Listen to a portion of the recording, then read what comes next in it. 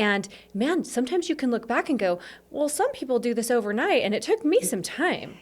I don't think anybody does it overnight. I don't think anybody, and really I have to look back at the 16 years before I think the biggest advantage I had is that I was a receptionist at an insurance company. Mm-hmm. I never made it to upper management. I was a receptionist, but I saw enough and learned enough that I was able to work with that.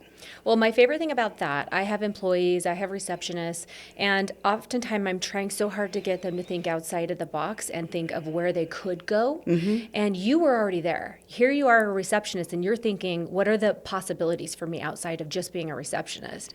And that's a characteristic that is very admirable. So I think the receptionist is one of the most valuable roles in the company. Absolutely. And you have the greatest opportunity and the greatest influence because no one is threatened by you. Mm-hmm.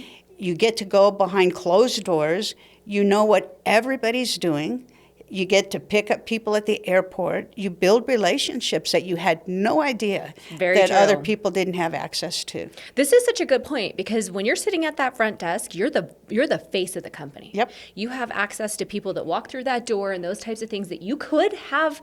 They could be your network that then ends up being something so huge for you. Yeah. And you took advantage of those. Yeah. I mean, I didn't know I was going to at the time. Yeah. But here's the advice that I would give people is people are watching.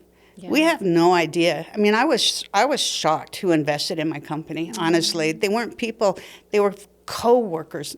It wasn't family. They were co-workers. They were people that I had seen me doing business.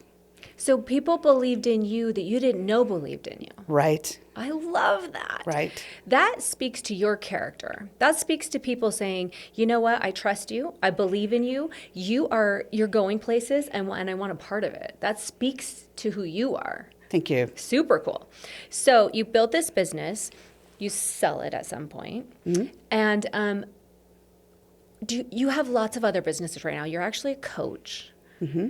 Did you ever have coaches and mentors throughout your process? Yeah, I did. And a lot of the mentors in my life, they never knew they were my mentors. Mm. I would seek out people and I would follow them. I'd go to their conferences.